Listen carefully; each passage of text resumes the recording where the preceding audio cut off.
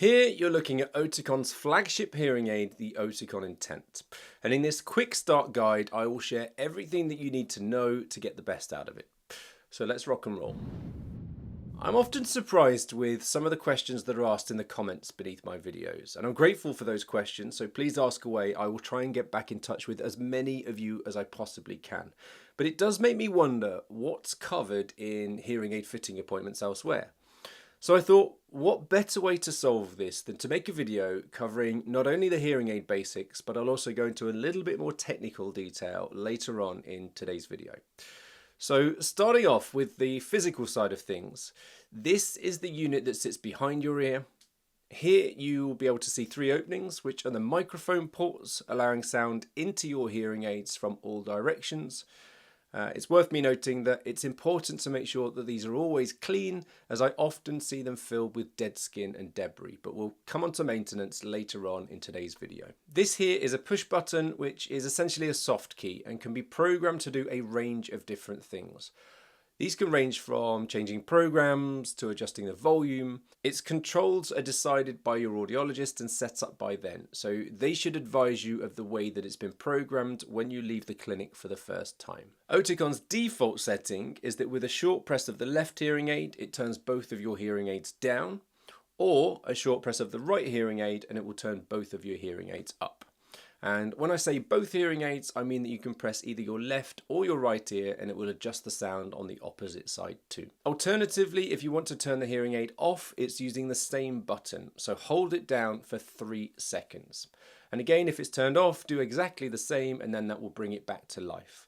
It's worth noting that you have to do each ear individually for this to work. Just above the push button here, there's an LED which indicates the charging status of your hearing aid, and I'll cover that in a lot more detail later on in today's video. On the inside here, you'll notice a coloured marker for each ear. The left hearing aid is blue and the right hearing aid is red. Moving along here, you'll see the speaker wire, which is technically known as the receiver wire, with the receiver sat on the end. You may have a dome, grip tip, light tip or micro mold coupling the hearing aid to your ear depending on the extent of your hearing loss. And then finally you'll see this retention lock, which is also known as a sports lock. In my opinion, these are essential to keep your hearing aid locked in place. So if you don't have one on your hearing aid, then I would ask your audiologist to add one for you, as this small piece of plastic can mean the difference between scrambling around on the floor looking for a lost hearing aid or otherwise. So that's the physical side of things covered. Now let's run through the charger. Before you wear your hearing aids for the first time, you'll want to charge them for around 2 hours in total, which is the length of time that you'll need to fully charge them every night to give you a full day of working use.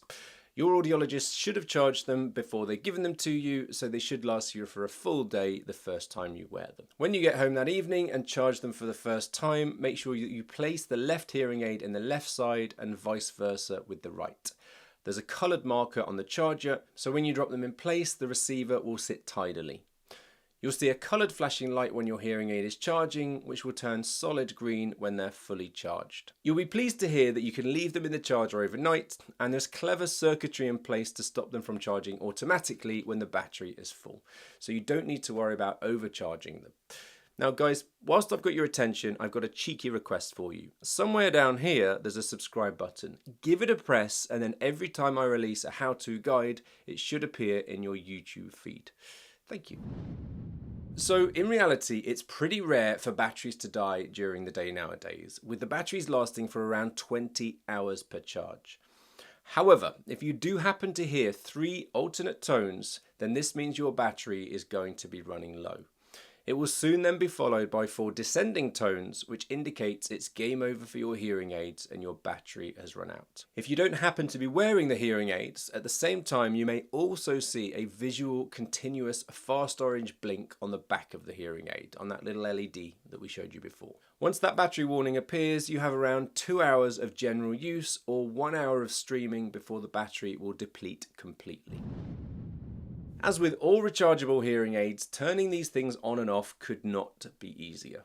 When you place them in the charger, they will automatically turn off, and when you remove them from the charger, they will automatically turn on. As I mentioned earlier, if you want to do this manually, so Let's say if you go swimming and you want to take them out but you don't have your charger with you, press the bottom button for 3 seconds to turn them off, which will prompt an orange light, and do the same again for 2 seconds to turn them back on again. But this time you should see a green light instead. If you insert them quick enough, then you'll also hear the Oticon startup jingle. As I covered earlier, Oticon's push button is multifunctional and can have various functions depending on how you agree that it should be set with your audiologist. Not only can it turn your hearing aids on and off, but you can also have it set to adjust your volume, choose programs, and even answer, drop, or decline phone calls. Alternatively, you can have it set to do nothing at all if that's what you prefer.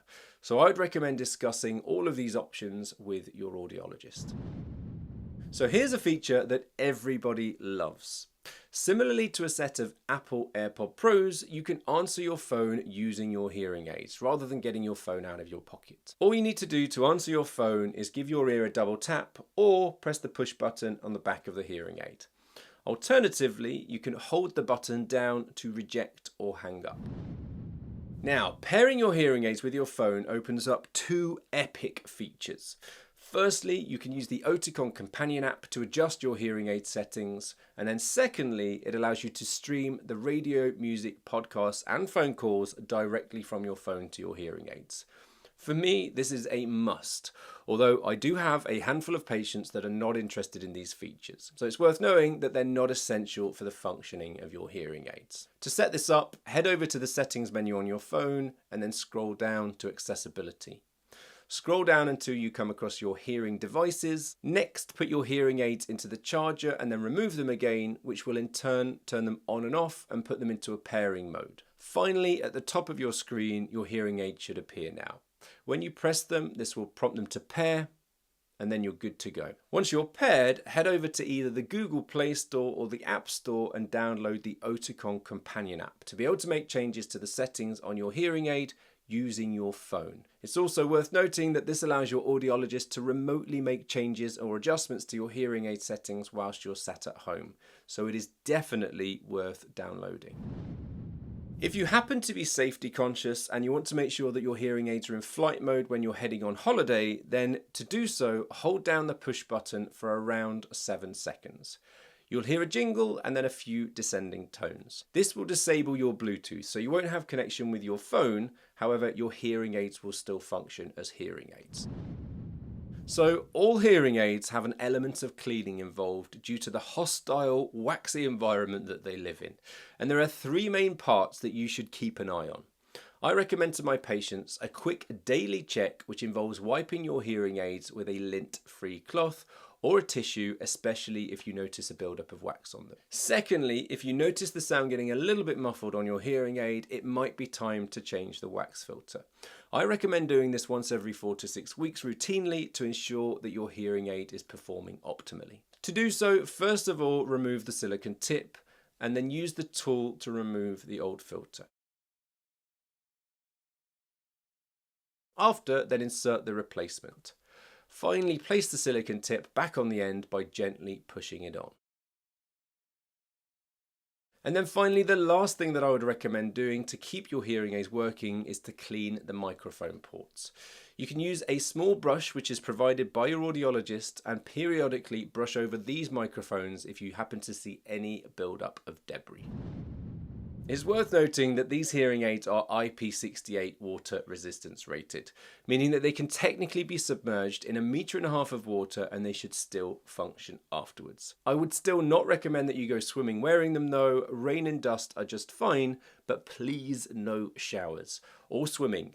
In my opinion, it is just not worth the risk. So that should get you started with your new Oticon hearing aids, but I wouldn't stop doing your research here though, as there are a ton of other features that I haven't covered today, but you will find them in this video.